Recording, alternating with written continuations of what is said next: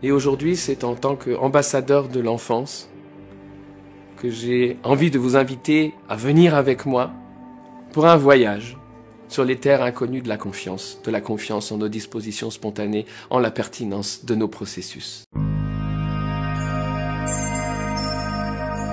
Alors, je commence par des petites questions générales. Euh, pour ceux qui n'ont pas la chance de te connaître, peut-être toi, comment tu te présentes? Quand tu te présentes, si je te dis hey, bonjour, qui es-tu? Comment tu aimes te présenter? Alors, me présenter, il y a deux versions. La version courte, c'est de dire bonjour, je m'appelle André, je suis un enfant de 52 ans et d'ailleurs, je suis ambassadeur de l'enfance dans un monde où l'enfance n'est pas prévue. Ça, c'est la version courte. Puis il y a une autre version un peu plus longue, mais qui fait un peu un plus grand tour d'horizon de mes occupations et de mes préoccupations. Et je peux essayer de rendre un peu plus brève la version longue, mais elle se base sur une phrase que j'avais développée quand j'avais 4 ans, parce que j'avais remarqué que les gens posaient toujours les mêmes questions. Et les enfants sont toujours très pragmatiques. Mais c'est vrai qu'il n'y a pas de place pour l'enfant dans notre monde. Le monde n'est pas pensé pour et avec l'enfant. Et donc, on en oublie de noter, de remarquer, de consigner au passage et d'indexer, si nécessaire, toutes les incroyables qualités de l'enfance, puisque ce n'est pas prévu au programme. On n'observe pas l'enfant pour ressortir admiratif de cette observation. On l'observe pour tout en plus relever ses manquements et souligner les points sur lesquels il faut qu'il travaille. Donc, commençons par mettre les pieds dans le plat, n'est-ce pas? Donc, les enfants sont très pragmatiques.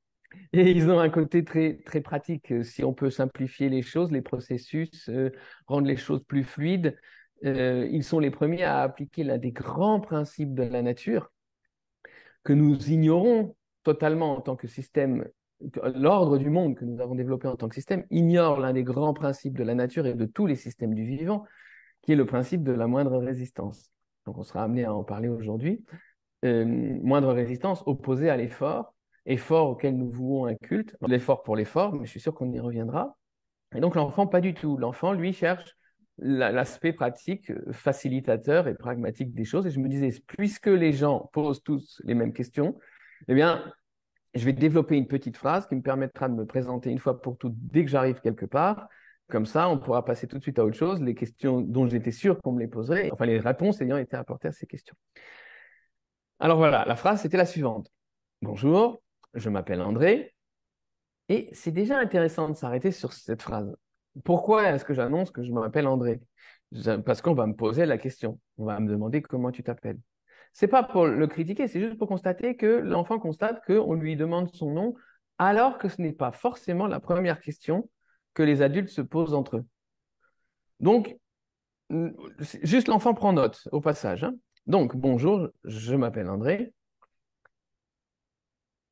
Je suis un garçon. Alors là, c'est plus compliqué parce que c'est pas vrai. Les enfants n'ont pas de notion de genre. Ils ont une notion de diversité. Donc, ils voient l'énorme diversité des 7, 8, 9 milliards de visages qui les entourent. Mais comme ils incluent dans cette diversité tout le monde animal, sans exclure l'animal humain des autres, et que je ne jurerais pas dans mes souvenirs que je m'en tenais au monde animal, euh, ça fait vraiment beaucoup d'individus, tous différents les uns des autres. Et ma foi, le cloporte qui court sur la table de la cuisine n'est que différent par rapport à moi. Et la différence entre un homme et une femme ne m'est pas plus claire qu'entre un cloporte et un chien. Hein, c'est ça la vision de l'enfant. Donc l'enfant est très, très, très libre. Il est aussi libre d'inventer des milliards de nuances qui s'acoquinent avec d'autres nuances, formant de nouvelles nuances au moment de la rencontre. Et donc, c'est pas vrai. Quand je dis je suis un garçon, c'est pas vrai.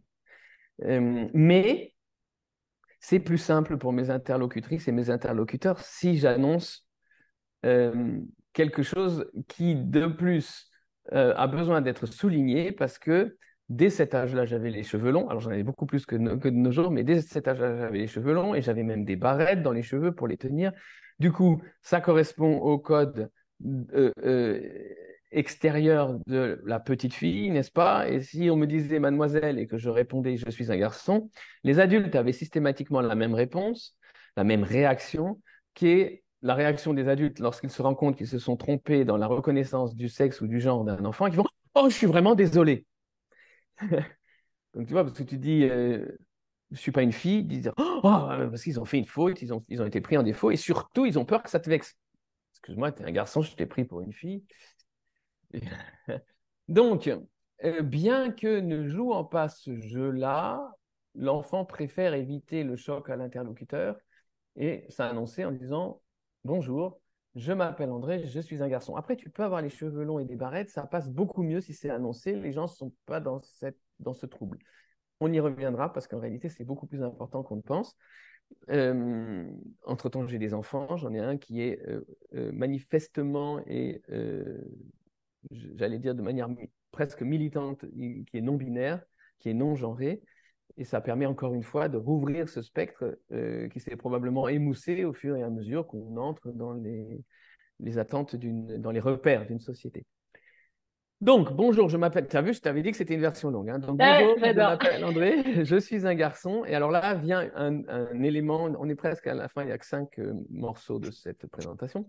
Bonjour, je m'appelle André, je suis un garçon. Et là vient un élément important qui est de dire j'ai 4 ans. Et là, en revanche, c'est l'un des lieux où l'enfant prend le plus la mesure, qu'il a déjà prise très tôt dans son existence, mais la mesure de la discrimination, de la différence de traitement entre l'enfant et l'adulte. Différence de traitement que l'enfant déteste comme la peste, parce que à chaque fois que je te traite différemment des autres, surtout des autres auxquels tu t'identifies, eh bien, je t'exclus du groupe des autres. Or, l'exclusion est le sentiment le plus douloureux que l'humain puisse éprouver. Je travaille avec des scientifiques nombreux, dont les divers livres sont là, et les articles qu'ils m'envoient, etc.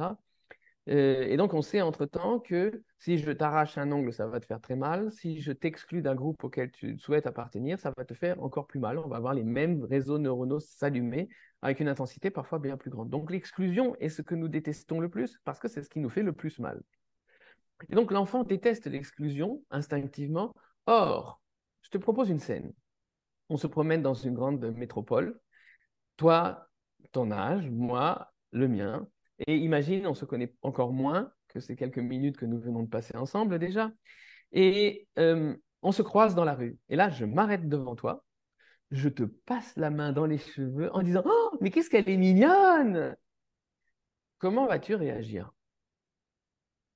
Violemment, je l'espère. Tu vas me repousser, tu vas crier, tu vas appeler au secours, tu vas te demander « Mais qu'est-ce qui vous arrive, monsieur, de me passer la main dans les cheveux, étrangers que nous sommes l'un à l'autre ?» Est-ce que tu remarques que, en tant que petite fille, par exemple, de 4 ans, tu dois prendre connaissance d'un message très clair qui est « Il est attendu de toi que tu trouves normal ce qu'une personne adulte trouve absolument inacceptable. » Ça, c'est un système à 2 vitesses qui te plaque et te claque mur dans le ghetto de l'enfance. C'est-à-dire, tu dois accepter ce que les autres, plus grands, auxquels tu t'identifies jusqu'ici, trouvent inacceptable.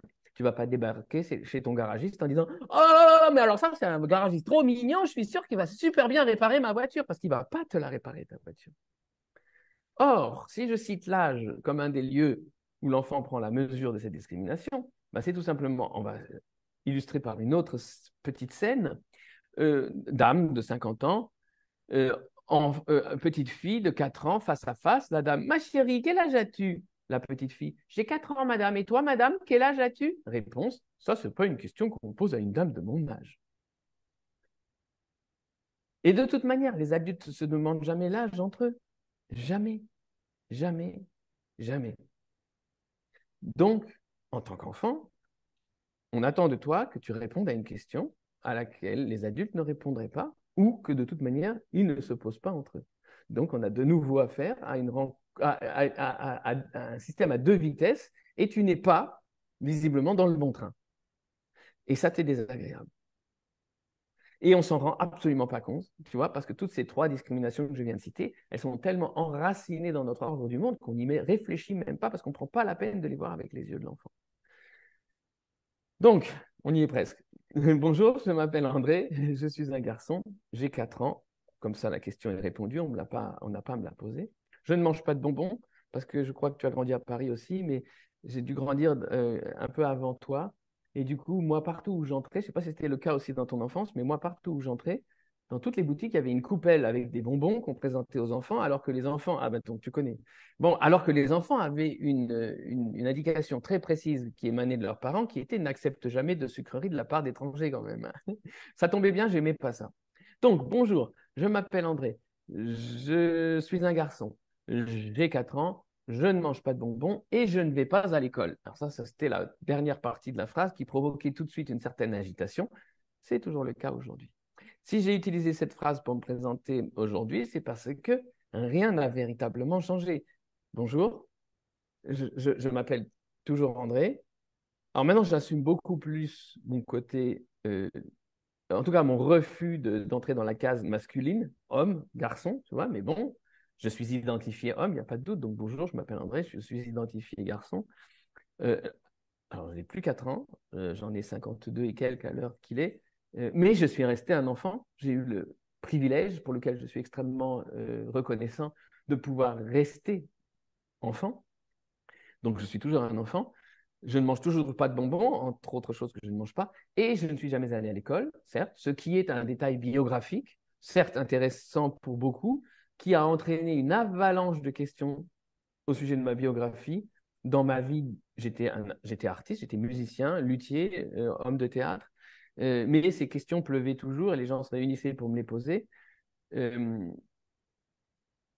Jusqu'au jour où j'ai, sur l'impulsion d'un ami auteur, mais surtout de celle qui allait devenir ma femme, Pauline, écrit un premier livre qui a été publié tout de suite et qui a été un best-seller fantastique, alors que vraiment j'y peux rien, hein. J'ai juste raconté une histoire qui sert d'exception ou qui a le statut d'exception dans notre paysage éducatif actuel, alors que ce que j'ai vécu, qui, je le répète, n'est en aucun cas un mérite personnel, j'ai rien inventé. Il n'y a rien qui me rende admirable. Il m'est arrivé ce qui est arrivé à exactement tout enfant que l'on mettrait dans de telles circonstances, dans de telles conditions, ou plus exactement, parce que je ne crois ni aux conditions ni aux circonstances, on en parlera peut-être, plus exactement, un enfant auquel on fait confiance. Car c'est ça la méta-notion au-dessus de tout ce dont je parlerai aujourd'hui, c'est la confiance. Et donc, tout enfant qui vivrait dans cette confiance aurait les mêmes choses à raconter que moi. Ce n'est pas moi qui suis exceptionnel. J'ai eu cette chance et j'en suis très reconnaissant, mais je ne suis pas une exception. Il ne m'est rien arrivé qui n'arriverait pas à tout autre enfant. Et c'est ça qui était pour moi pertinent. Et c'est ça que je voulais diffuser. C'est ainsi que plein de livres ont suivi ce premier livre. Ils ont été traduits en 8 ou 9 langues. C'est comme ça que je me suis retrouvé ambassadeur de l'enfance dans un monde qui ne tient pas compte de l'enfance parce que ce n'est pas prévu, à participer à faire des millions de kilomètres véritablement, hein, pour représenter l'enfant dans des environnements qui s'occupent de l'enfant sans jamais inviter l'enfant. Et donc, j'ai eu l'honneur et le privilège d'essayer d'introduire un peu d'enfance dans toutes ces discussions entre adultes qui pérorent entre eux sur les mesures à prendre pour des personnes qui ne sont pas conviées à s'exprimer à ce sujet-là. Et du coup, toi, est-ce que tu pourrais te décrire avec des verbes ou des mots ou même des images, tout me va, mais toi, ouais, vraiment toi. Alors, d'accord. Bon. Ouais. Alors, pas tellement moi, parce que moi, j'arrive pas véritablement à m'intéresser. Moi, ce qui m'intéresse, c'est d'une manière générale l'enfant. Donc, c'est ce qui me caractérise actuellement. Alors, je vais avoir des noms. Auteur, certainement. Guitariste, depuis ma naissance. D'accord. Ce sont des qualificatifs, hein. Ambassadeur de Ouais. l'enfance, c'est une mission que j'accepte avec beaucoup d'humilité. Et sinon, effectivement, je vais prendre confiance. Le premier des mots que je prendrai sera toujours confiance. Parce que là où il y a confiance inconditionnelle, l'amour ne peut être qu'inconditionnel. Tandis que l'amour sans confiance inconditionnelle, moi, je me garderai de le déclarer inconditionnel. Et juste en dessous, jouer, rythme, rituel, inconditionnel, euh, attachement, Et c'est là où, alors si tu veux vraiment aller en profondeur, c'est là où les choses commencent à véritablement m'intéresser, c'est que peut-être que tout cela ne se décrit pas avec le verbe, justement. Et je ne suis pas en train de dénigrer le verbe, mais je crois qu'il y a plein de choses qui ne commencent que là où les mots s'arrêtent ou qui s'arrêtent là où les mots commencent. Et que ces choses-là, ben, pour revenir à ma marotte à moi, l'enfance, ce sont des choses auxquelles les enfants sont connectés. Oui. Ah, c'est... Alors, j'espère que là, que les questions que je vais te poser, justement, euh, on parlera pas de cet espace invisible, mais j'espère qu'on va pouvoir s'amuser à danser autour. Quelle est ta définition du bonheur, toi, si tu devais mettre un mot sur le bonheur? Je pense que nous sommes tous euh, à un point d'équilibre. Parce que pareil, nous glorifions le bonheur, nous le mettons comme un but à atteindre, euh, mais il n'est qu'une partie ou qu'un côté d'une même médaille, hein, et donc on a un petit peu tendance à vouloir toujours la poser d'un certain côté, à souffrir qu'elle ne soit pas de ce côté-là, et du coup à ne montrer que l'autre côté, c'est-à-dire tout ce qui n'est pas bonheur. Et je crois que on est tous plutôt à la recherche d'une sorte d'équilibre. Euh, je pense pas qu'on puisse être dans la béatitude 24 heures sur 24. Je pense pas que ce soit ça notre recherche. Et je pense qu'en revanche, si nous sommes dans la confiance, si nous sommes dans l'enthousiasme, pour prendre des mots dont on ressent la dimension, mais que là, de mon point de vue en tout cas, on n'a encore absolument pas abordé, je pense qu'on arrive assez facilement à un point d'équilibre où on se sent utile au monde. Et c'est très important, cette sensation d'être utile au monde. Et je vais descendre à un niveau, de nouveau au niveau de l'enfant, si c'est vraiment descendre, ou alors plus exactement me hisser au niveau de l'enfant, mais j'allais dire descendre à un niveau plus profond de compréhension. Il faut bien se dire que l'enfant, il a une prédisposition et un penchant irrésistible pour le vaste monde.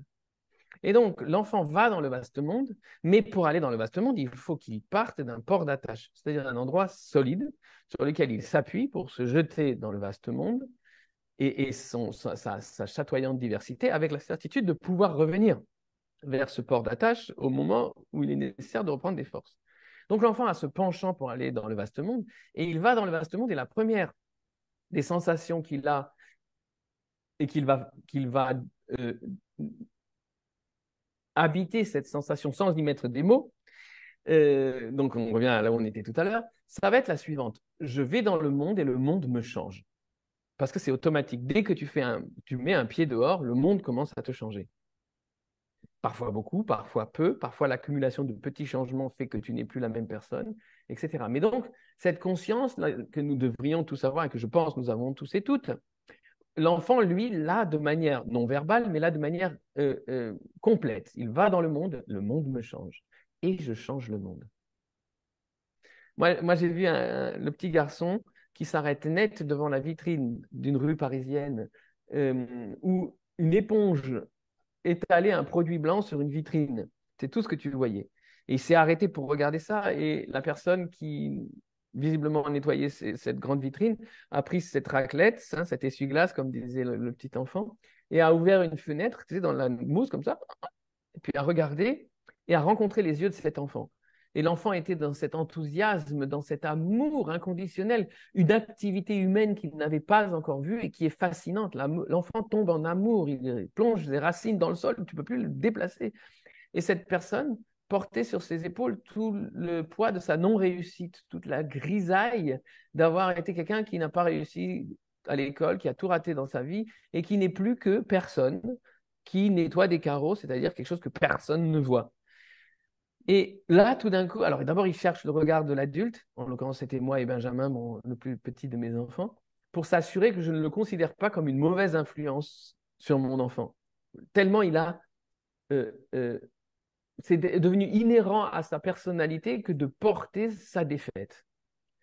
Et comme l'enfant ne le lâche pas du regard et lui envoie un message que cette personne n'a jamais reçu, qui est « je t'aime et je t'admire ». Ce monsieur ne s'est jamais senti admiré pour son travail, jamais. Je peux te promettre qu'il ne s'est jamais senti admiré. Du coup, ça lui donne un certain élan à ce monsieur. Et il se met à nettoyer cette vitrine avec un élan tout à fait particulier qui fait rire l'enfant. Et tant que l'enfant rit, Il est quelqu'un, ce laveur de carreaux. Alors il recommence, bien que la vitre ait été prête et propre, il recommence à passer son éponge et il recommence. Et là, il fait toute une chorégraphie pour faire rire l'enfant, pour qu'on reste, parce que tant qu'on reste, il est quelqu'un, il est un artiste. Et d'ailleurs, quand un papa et un enfant sont comme ça à l'arrêt devant une vitrine, d'autres passantes et passants s'arrêtent et regardent. Et quand le monsieur a fini, bah, tout le monde applaudit. Et lui se penche dans la vitrine, salue comme un comédien.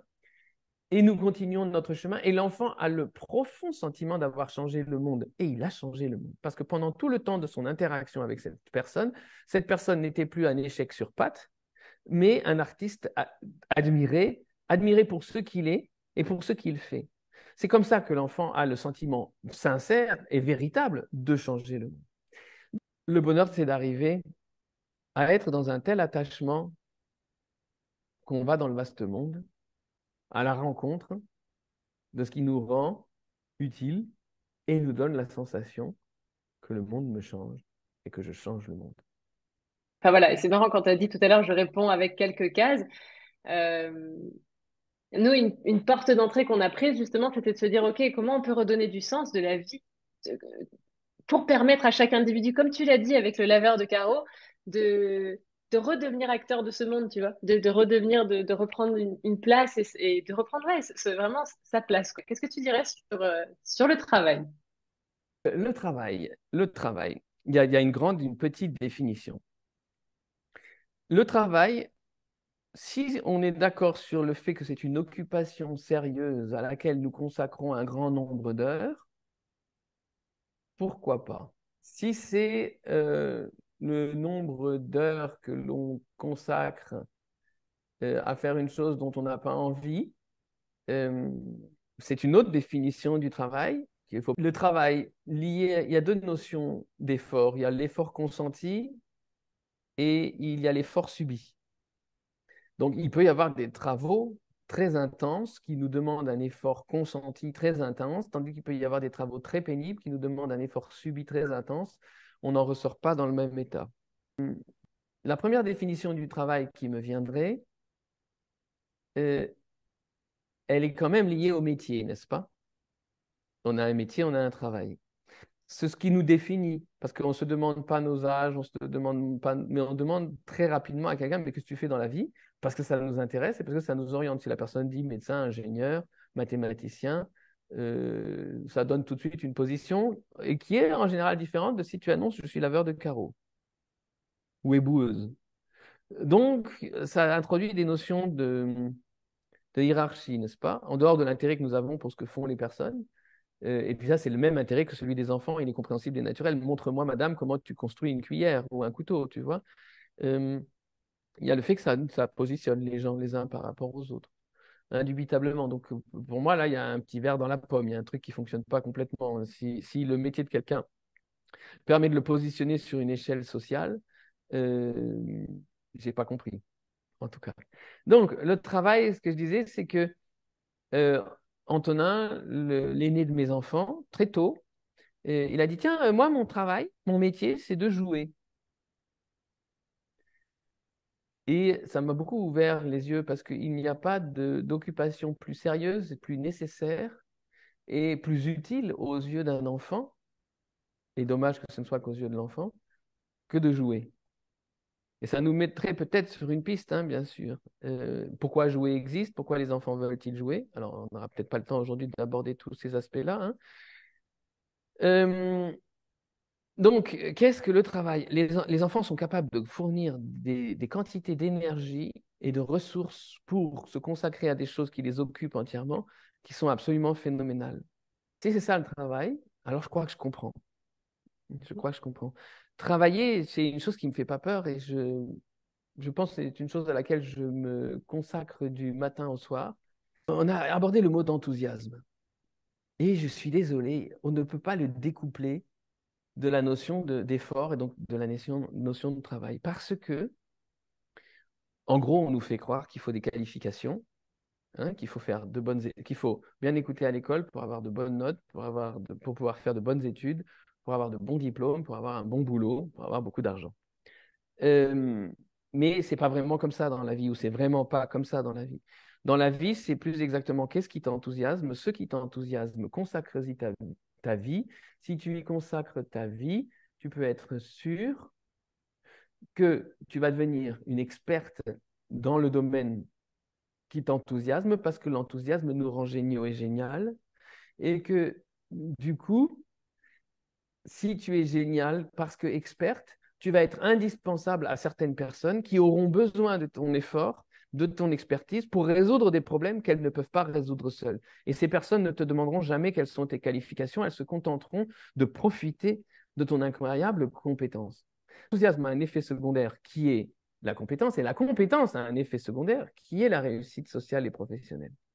Alors pour moi, c'est déjà plus la définition du travail. Mais je crois qu'on peut plutôt faire une définition du travail telle que nous le comprenons en creux. Et là, on va être obligé, Jennifer, de remonter un peu plus loin dans l'histoire. Et on va être obligé de se confronter à ce que nous avons pris l'habitude d'appeler le patriarcat. Mm.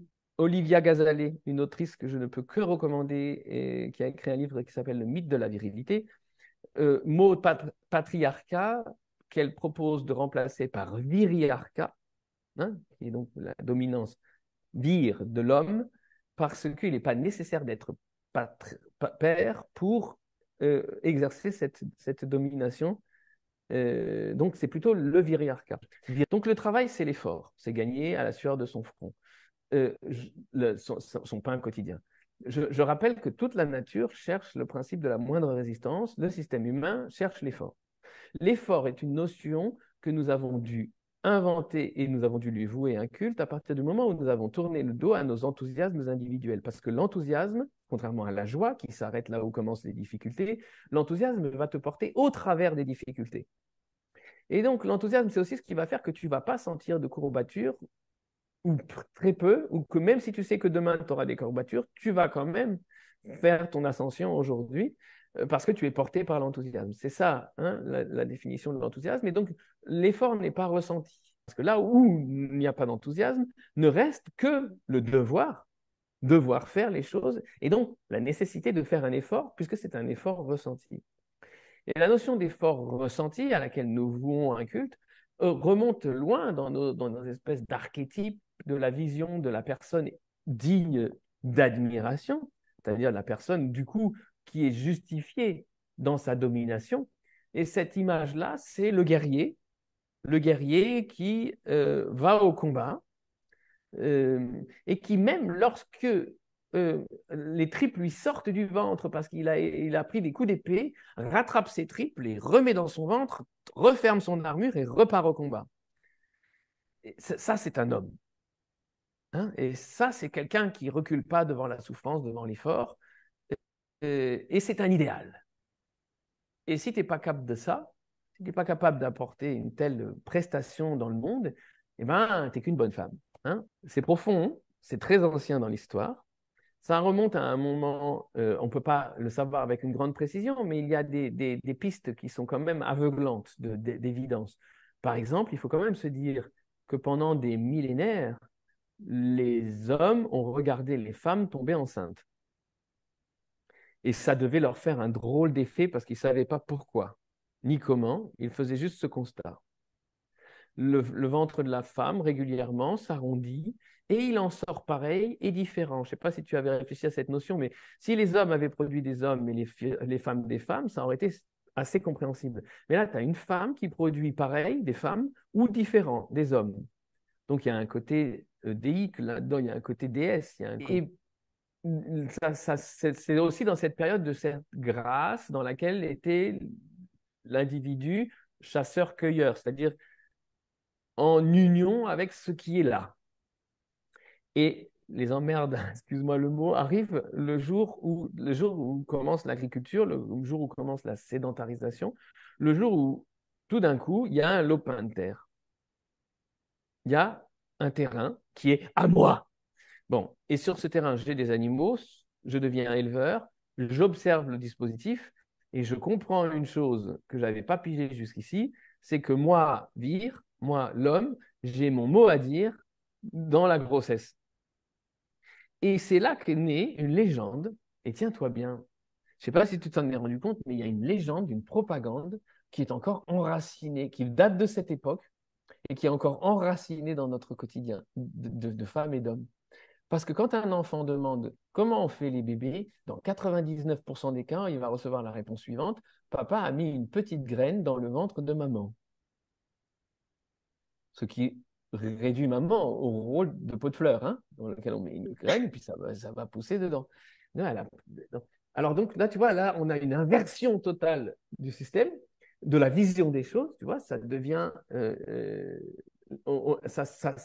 l'homme enfin peut retourner la situation, parce qu'il reposait en plus sur une conscience certainement très profonde d'une chose que l'on sait aujourd'hui scientifiquement, c'est que l'homme est le sexe faible à cause de son chromosome Y. Alors, pour aller très vite, on a des chromosomes X sur lesquels il y a toutes les informations qui permettent de nous construire, hein, avec tout ce que nous sommes est construit à partir des informations qui sont sur les chromosomes X. Bien. La femme a deux X face à face. Si une information est défectueuse ou difficile à lire sur l'un des X, c'est pas difficile, on cherche en face le pendant et on lit l'information là-bas, ce qui permet d'être sûr que la construction se passe bien. Si l'information qui manque sur un X chez un homme se situe en face sur la barre manquante du X parce que c'est un Y, eh bien, ma foi, on ne peut pas lire l'information correcte parce qu'elle est sur la partie absente du chromosome Y. Il manque une jambe au chromosome Y, et si l'information recherchée était sur la jambe justement absente, donc ça fait de l'homme le sexe faible. Mon ami Gerald Hüther, neurobiologiste et biologiste fascinant, germanophone, décrit cette situation en disant: l'homme est envoyé sur la route sans roue de secours. Et donc, tu vois, retourner cette situation à son avantage et dire donc, voilà, c'est l'homme qui met la graine, la femme n'est plus que le creuset, hein, et puis avoir ce lopin de terre et se dire, alors c'est beaucoup trop grand pour moi, je ne peux pas le travailler tout seul, il faut donc que je crée des catégories. Et c'est là que commencent les catégories. Donc déjà, catégorie homme-femme. Et puis, en plus de créer des catégories, je vais décider qu'il y a des catégories qui sont au-dessus des autres. Par exemple, l'homme domine la femme. Mais pas seulement, j'ai besoin de personnes. Il me faut des individus qui s'occupent de mon terrain. Or, comme ils ne vont pas vouloir le faire, parce qu'eux aussi, ils ont envie d'un terrain, hein, et comme ils ne vont pas vouloir le faire, il faut que je décide qu'ils sont une race inférieure et que donc ça va de soi, que j'y vais, je les prends, je les amène chez moi et je les fais travailler pour moi. Et donc, ben, il y a les esclaves, il y a ceux qui dominent, il y a l'homme qui domine la femme, le blanc qui domine l'homme blanc qui domine l'homme noir, l'adulte qui domine l'enfant, etc. Et toutes les discriminations reposant sur des catégories complètement absurdes, fixées selon des critères inexistants, mais qui noyautent notre existence et qui décident qu'il y a certaines choses, c'est du travail et d'autres, ça ne l'est pas, et que, en tout cas, jouer, c'est du loisir. Et, et pour toi, ce serait quoi le sens de la vie? Je pense que le sens de la vie, c'est sentir que le monde me change et je change le monde. Excuse-moi, là, je vais revenir à une chose assez... Je crois pas que la moindre personne, animal humain ou non d'ailleurs, hein, je ne crois pas que ce soit le fruit de hasard. Donc, que chacune et chacun devrait avoir le droit de ressentir profondément ce je suis utile au monde et le monde m'est utile, et à cette interaction, cette malléabilité qui est l'une des colonnes de la salutogénèse, autre complexe très intéressant, la sensation que je change le monde autant que le monde me change. Les autres choses sont bien trop grandes pour être verbalisées, n'est-ce pas? Mais toutes ces grandes choses, ces grandes forces, la gravitation, qui a des caractéristiques très proches de l'amour, qui sont l'une et l'autre des choses pas vraiment visibles, immédiates, libérées des contingences de temps et d'espace, etc. Donc des liens très suspects entre ces notions-là, par exemple. Est-ce que c'est ça le sens de la vie, ou est-ce que du coup c'est ça parmi les grands flux et que le seul sens de la vie c'est de se laisser, c'est d'être une petite embarcation sur ces flux-là en essayant d'éviter de se péter sur tous ces rochers. Moi, si à la fin de tout ça, j'ai l'impression que j'ai été utile. Je pense que j'aurais trouvé que la vie a un sens à défaut d'avoir trouvé le sens de la vie.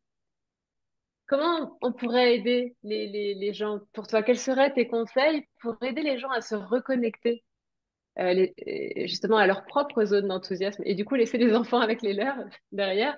Mais voilà, quelles sont toi tes zones d'enthousiasme si c'est pas ce que tu m'as dit au départ? Et surtout, voilà, quels conseils tu donnerais toi pour aider les gens à se reconnecter à leur propre zone d'enthousiasme?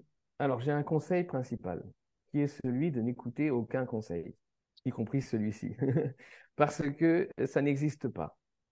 Les réponses toutes faites, universelles à des questions, si elles existent, c'est le fruit du charlatanisme.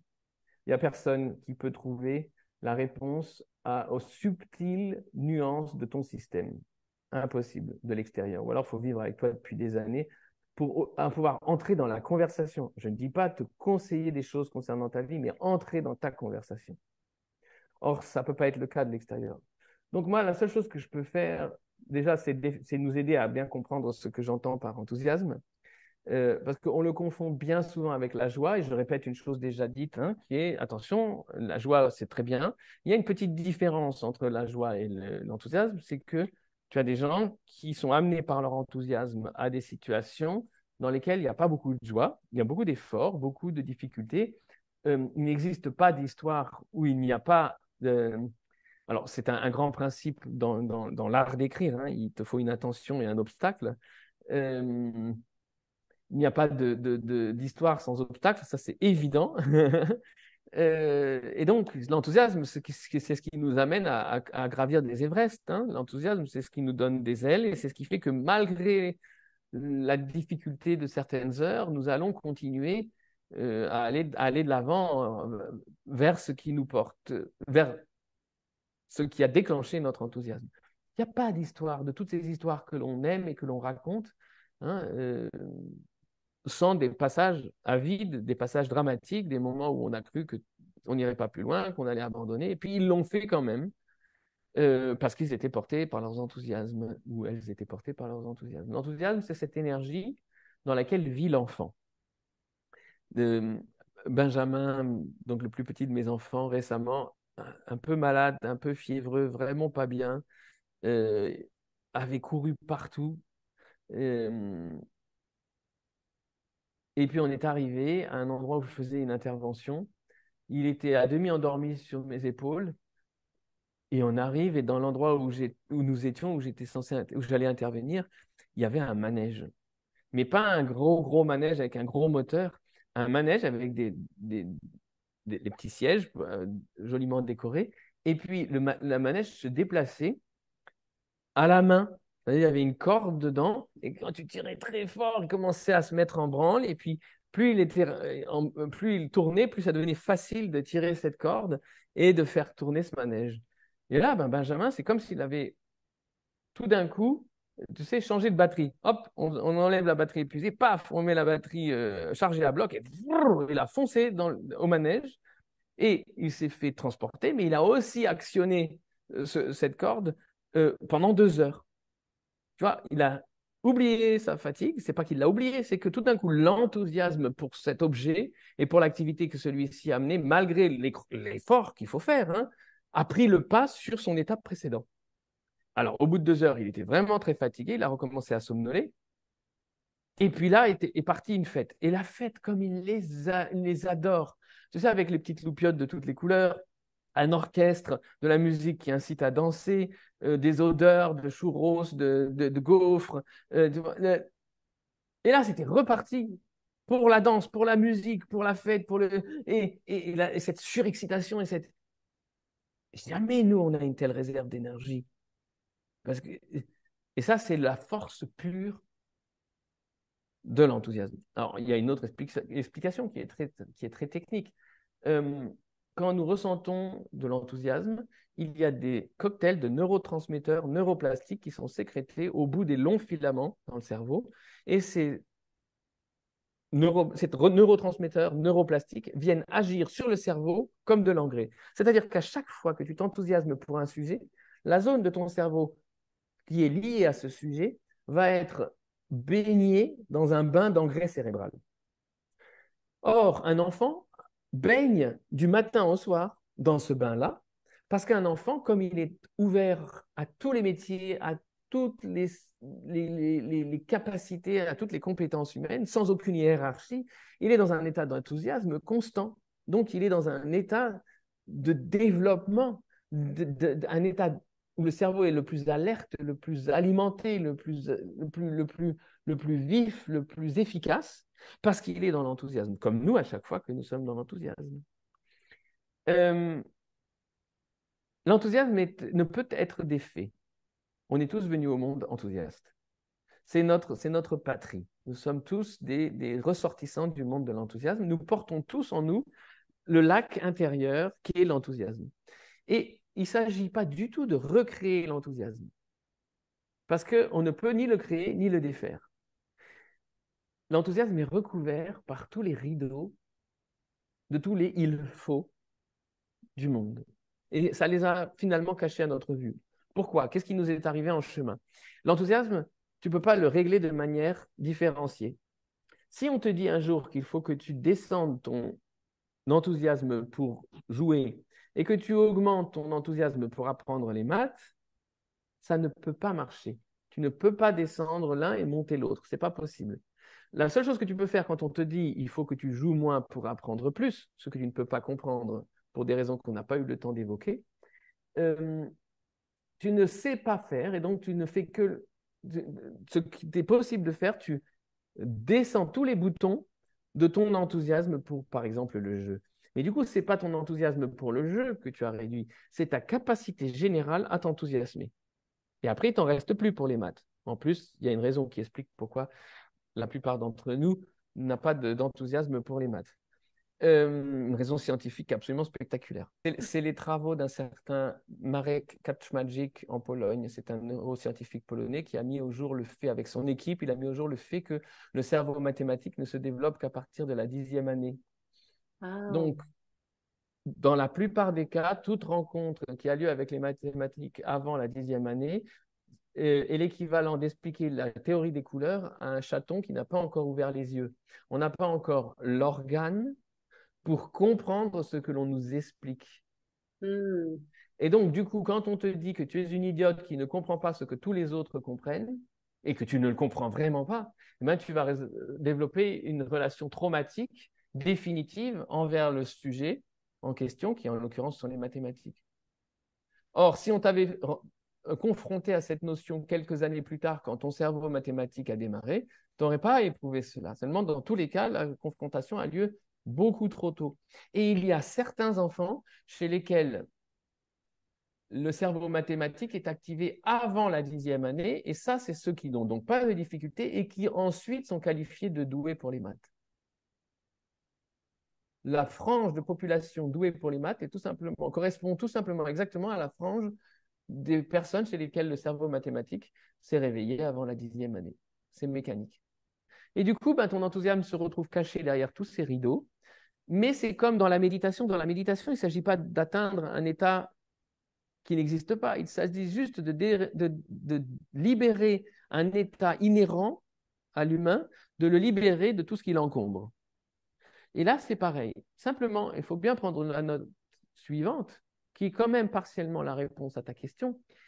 Une conversation comme celle que nous sommes en train de mener amène chacune et chacun qui nous écoute à se souvenir de ce paysage intérieur, de l'enthousiasme dont je parlais tout à l'heure. Voire à soulever un petit coin du rideau.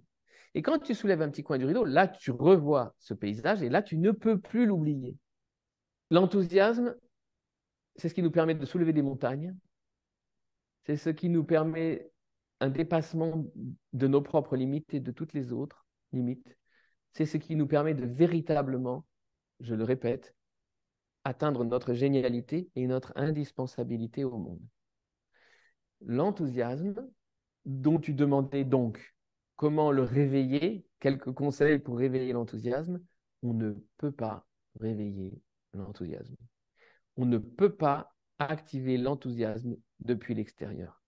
Je ne peux pas te secouer en te disant « Allez, enthousiasme-toi, c'est bon pour toi ». Ça ne va pas marcher. au contraire.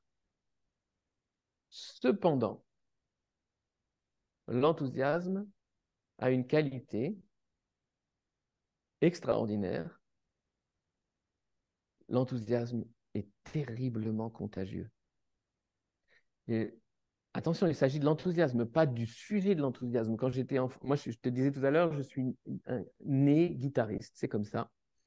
Et on m'a emmené quand j'étais enfant, pas seulement, mais voir un concert, et c'était pas un guitariste, c'était un pianiste. Et donc j'ai vu un pianiste jouer dans un enthousiasme. Et je n'avais plus qu'une hâte, c'était de rentrer à la maison pour jouer avec le même enthousiasme, non pas du piano comme lui, mais de la guitare. Je n'avais pas repris le sujet de son enthousiasme, mais la qualité et la quantité de son enthousiasme. Donc la meilleure manière de retrouver l'étincelle de l'enthousiasme, c'est de fréquenter des gens enthousiastes. Et les personnes les plus enthousiastes que nous pouvons rencontrer sont les enfants de ce monde. Comment tu ressens l'enthousiasme peut-être dans ton corps? Comment tu te guides? Enfin, tu vois, comment tu le mets au cœur de ta vie? Comment, je sais pas, il inspire l'organisation de tes journées, de tes semaines, de ton année? Enfin, comment tu lui donnes vie? Je ne me pose pas trop la question, hein, pas plus que ne le font les enfants, hein, les choses. J'ai cité quand même j'ai cité les grandes lignes de mon travail qui sont aussi par hasard les titres de mes livres, hein, les rythmes et les rituels, par exemple. Alors, pour ne jamais perdre de vue mes enthousiasmes, parce que c'est ça qui compte, hein, ne pas s'y consacrer, c'est pas grave. Les perdre de vue, ça, c'est grave. Mais donc, avoir conscience de ces enthousiasmes, la meilleure manière de ne pas les perdre de vue, c'est de les introduire dans un rituel, dans des rythmes et dans des rituels. Et donc, moi, ma vie est noyautée de rythmes mensuels, hebdomadaires, quotidiens, d'heure en heure. Et puis, il y a les rythmes d'une famille, les rythmes d'une communauté, les rythmes d'une région, les rythmes d'un continent, les rythmes d'une planète. Tout ça, et des rituels. Hein, mais donc, je pense que les rythmes et les rituels, dans lesquels, une fois de plus, nos enfants sont des champions et des grandes sources d'inspiration. Je crois encore une fois que les rythmes et rituels a cessé de dénigrer, puisqu'on a pris cette tendance à se dénigrer en disant ah, ça, c'est mes petites habitudes, j'ai besoin que les choses soient ainsi, au lieu de dire waouh, c'est mes rythmes, c'est mes rituels, c'est ce euh, qui me rend forte, ce qui me rend fort, ce qui me rend euh, disponible aux autres, etc. Redonner une place au rythme et au rituel, introduire nos enthousiasmes sincères dans ces rythmes et rituels, c'est s'assurer que chaque jour, en tout cas, ils ne seront ni loin des yeux, ni loin du cœur. Et tu peux me donner des exemples alors si c'est pas indiscret, hein, de rythmes et de rituels qui peuvent, toi, être dans une journée, dans une semaine, dans une année. Vraiment, enfin, je trouve ça passionnant. Mais après, voilà, tu me dis si c'est privé, mais Alors, non, je trouve j'ai ça. aucun problème à te le dire. Ouais, Il faut juste pas le prendre comme un exemple de choses à faire, parce que on est d'accord. ça ne marche que pour moi, et c'est ça. Et donc, ouais, ça ne marche Je que suis pour moi. d'accord. Moi, je suis depuis toujours un lève tôt. Je me lève très tôt. Euh, et ma journée commence par de la méditation et par 40-45 minutes de musique, de guitare. Je fais ma pratique musicale. Euh, c'est donc mes moments les plus intimes avant que le monde ne soit vraiment réveillé ou du moins levé. Puis j'enchaîne, je viens là où nous sommes, c'est mon dojo d'écriture, où là aussi j'ai une séquence qui est très précise et dans laquelle je fais des choses, je fais du yoga, je lis, et par petits bouts, tu sais, ça me suffit. Euh, je me forme tous les jours. J'utilise une plateforme sur laquelle tous les jours je prends un cours. Mais tout ça entre 6h et 7h30, j'arrive à compacter ça. Et puis j'écris. Et ça peut être 5 minutes comme 3 quarts d'heure. Et moi, je fonctionne comme ça. Je fonctionne par petits bouts. Je suis capable de me concentrer, pas plus que 3 quarts d'heure. Et demain, j'ai la sûreté, parce que c'est un rythme et un rituel, j'ai la certitude absolue que je reviendrai demain. Donc, je ne dois pas profiter du petit temps dont je dispose maintenant pour être le plus productif possible. Si j'ai pondu une ligne potable aujourd'hui, comme de toute manière, demain, je sais que je reviendrai, et après-demain aussi, et après-demain aussi, etc. Et ça, c'est le poids libérateur du rythme et du rituel. C'est-à-dire qu'il n'y a pas de d'obligation de résultat, il y a juste la nécessité d'être là, tous les jours, à la même heure, pour ça. Mais voilà, c'est moi, c'est mon fonctionnement. Et après, ben, c'est d'autres rituels qui prennent le pas, parce qu'il y a mes enfants qui se lèvent, euh, le moment où on se réunit tous les quatre, où on prend le petit déjeuner, qui est lui aussi noyauté par tous les rituels du petit déjeuner, des habitudes et des désirs des enfants. Et puis c'est parti. Et après, tu as les rituels de la semaine, parce que les enfants ont telles activités tel jour de la semaine, parce qu'une semaine sur deux, pardon, une journée sur deux, je cours, l'autre journée, je fais du tir à l'arc. En fin de journée, pendant encore une demi-heure que je consacre à mes enthousiasmes. Mais bon, si tu prends la plage 6 heures, 9 heures pour moi et une demi-heure le soir, c'est le temps que je consacre à mes enthousiasmes. Le reste du temps, je le consacre à ce caregiving, que ce soit parce que je vais donner des conférences ou parce que je m'occupe tout bonnement du fait que les autres qui m'entourent puissent eux aussi vivre leurs enthousiasmes et finalement, à la fin de la journée, avoir l'impression que le monde les a changés autant qu'ils l'auront changé. Mais voilà, c'est très, très, très personnel, avec toujours cette prévention de dire, bah, attention, voilà, non, je ne suis pas un privilégié, parce qu'aucune des circonstances qui ont permis cela ne préexistait. Parce que ça serait trop simple de dire, bah oui, lui, il a le luxe de se consacrer 3 heures à ça. Non, c'est pas parce que j'ai les 3 heures que je le fais. Il faudrait pas se tromper là-dessus. C'est pas parce que les conditions, c'est comme beaucoup de gens ont cette tendance à penser, ben oui, par exemple, lui, c'est sûr, il a eu cette vie parce que il a grandi dans un environnement privilégié. Mais non, arrêtez de croire ça parce que ça voudrait dire que mes parents se sont réveillés un matin et qu'ils se sont dit, chouette, on est dans un environnement privilégié, toutes les conditions sont réunies, toutes les circonstances sont là. Eh ben, on va tirer parti de cette chance qu'on a pour respecter les rythmes et les rituels de nos enfants. Non, c'est pas vrai. Ils ont d'abord décidé de respecter les rythmes et rituels de leurs enfants, et puis ils ont inventé, et c'était le fruit d'un dur labeur, ils ont inventé les conditions qui rendaient cela possible. Et donc, à aucun moment, les conditions n'étaient là. Et toute personne qui pense que les conditions préexistent et que, ben voilà, on profite de conditions qui préexistent, tandis que moi, je ne peux pas parce que je n'ai pas ces conditions-là, toute personne qui fait ça s'aveugle. Non, non. Rituel, j'ai compris, et rythme, c'est quoi enfin, il faut que je comprenne bien ce que tu entends derrière le mot rythme. Ben, le rythme est de toute manière une notion il y a une pulsion derrière la vie, hein. Donc, de toute manière, on les perçoit, les rythmes. Il y a des très, très grands rythmes. Le rythme des saisons. Le jour, la nuit, je suis désolé, ce sont des rythmes avec le décalage, l'étirement vers la nuit ou vers le jour, selon la période et selon la saison. Donc, il y a le rythme, cette rotation autour de notre étoile, hein. Il y a les phases de la Lune, tu vois. Il y a des grands rythmes extraordinaires dans l'univers. Je ne sais pas si tu sais que lorsque Jupiter tourne 3 fois autour du Soleil, exactement pendant ce temps-là, Saturne a tourné 2 fois autour du Soleil. Et donc, à chaque fois que Saturne a tourné 2 fois et que Jupiter a tourné 3 fois, elles sont en conjonction, elles sont ensemble, tu vois. Et immuable, ce rythme. Donc, il y a ça, il y a incontestablement ça, hein. Il y a notre pulsation cardiaque à notre niveau personnel. Alors, elle est fluctuante, mais il y a un rythme en nous. Il y a notre cycle circadien. On ne peut pas ignorer le rythme circadien qui noyote notre existence, même si on est capable de nos jours de voir la nuit comme en plein jour et de manger des fraises en décembre. Tu vois, je veux dire, malgré ça, c'est sûr, on est en train de massacrer les grands rythmes. Après, le rythme dont je parlais tout à l'heure, qui s'accroche à ces grands rythmes pour devenir un petit rythme, comme il y a des grands rituels et des petits rituels, des rituels personnels et puis des rituels d'une planète, je disais tout à l'heure, euh, accroché à ces grands rythmes, il y a nos petits rythmes. Par exemple, ce dont je te parlais tout à l'heure. Tu peux être sûr que tous les matins, entre 8h05 et 8h45, tu me trouveras en train d'écrire. Aujourd'hui, demain, après-demain, après-après-demain. Ça, c'est mon rythme. Et par rapport à la partition de ma journée, il y a des mesures.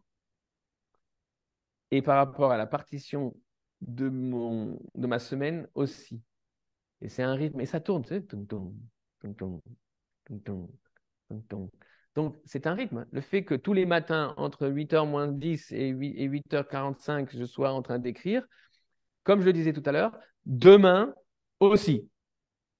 Hier, en tout cas, demain aussi. Après-demain aussi. Ça me donne cette assise. Je suis assis sur un rythme qui est structuré par un rituel.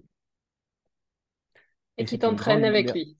Et c'est une grande. Et tout ça, ils s'entraînent mutuellement, mais oui, tout à fait. Mm. Et tout ça, c'est une grande libération, tu vois, parce que ça a lieu en tout cas. Et ça, tu peux l'essayer à tout le temps. C'est un de mes plus proches collaborateurs et aussi un de mes amis les plus proches est mon éditeur polonais. Et Alexander, parfois, se retrouve dans des situations où il a 10 jours pour avoir relu et édité un livre. Et il est désespéré parce qu'il sait qu'il lui faut 5 à 6 heures pour l'avoir relu et qu'il ne voit pas comment, dans les 10 jours à venir, il va réussir à trouver une journée dans laquelle il va pouvoir consacrer 5 ou 6 heures à ce manuscrit. Et la seule suggestion que j'ai su lui faire à cet endroit-là, c'est mais fais-toi un rituel et consacre 20 minutes tous les jours à cette relecture. Mais 20 minutes, en 20 minutes, je vais avoir le temps de traiter une phrase peut-être. Ben, traite une phrase en 20 minutes. Tu vas lui avoir consacré toutes tes 20 minutes. Et comme tu sais que demain, tu vas revenir consacrer 20 minutes, demain, si ça se trouve, tu vas faire 3 pages dans ta demi-heure ou dans tes 20 minutes. Et il a essayé. Bien sûr, il a été ravi parce que la sécurité de savoir que demain, qu'il n'avait pas à produire aujourd'hui 10 pages ou 10 heures d'affilée, tu sais, mais juste que le fait de venir et de se mettre face à ce manuscrit, de faire une phrase, un mot, 0 ou 3 pages, n'avait pas véritablement d'importance. Parce que le total des 20 minutes multiplié par le nombre de jours, etc., revenait au même total que l'impossible quantité de temps qu'il essayait de mettre bout à bout pour le faire en une fois. Donc, en faisant un rythme et un rituel, il a réussi sa tâche sans toutes les souffrances de ne pas réussir à trouver les 4 heures d'affilée ou de se retrouver à les avoir enfin et tellement épuisé que toute manière, tu dis, je ne vais pas avoir l'efficacité alors que j'ai enfin le temps qu'il me faudrait, je ne vais pas avoir l'efficacité. Puis parce qu'au bout de 3 heures, tu en as marre, tu n'en peux plus, tu as envie de faire autre chose. C'est des suggestions parce que il s'avère que derrière, on est plus efficace, on est plus utile au monde. Et merci, oui, pour ce que tu partages et d'être l'ambassadeur, en effet, de l'enfance. Mm. Avec l'espoir que d'ici quelques années, on n'ait plus du tout besoin de moi. Mm. Et moi, ça me donnera le sourire, tu vois. Si un jour je commence une conférence et que les gens disent eh oh, c'est bon, on connaît tout ça, merci, passe à quelque chose d'autre, là je pourrais me retirer. Mm. Mais je pense que ça arrivera bientôt. Merci. Super. Merci Merci à toi. merci à toi d'avoir rendu possible cette invitation finalement que nous avons maintenant. J'ai envie de te remercier, puis j'ai envie de remercier chacune et chacun qui a écouté jusqu'ici, pour la bonne et simple raison que nous avons décrit, toi et moi, ensemble, un paysage, qui est ce paysage de la confiance. Et donc, je suis sûr que beaucoup d'entre vous auront traversé le miroir et seront venus du côté du miroir où règne la confiance. Et je veux vous remercier pour être venu le temps de cette conversation du côté de la confiance. Avec là aussi un petit espoir, c'est celui que pour certaines et certains d'entre vous, ça vous a incité à une curiosité qui est qu'est-ce qui se passerait si on restait quelques minutes de plus du côté de la confiance. Chaque minute que nous passons du côté de la confiance est une bénédiction pour l'enfance et une bénédiction pour l'humanité. Dans ce sens-là, merci d'être venu de ce côté du miroir. Je vous souhaite beaucoup d'enthousiasme et surtout beaucoup de confiance.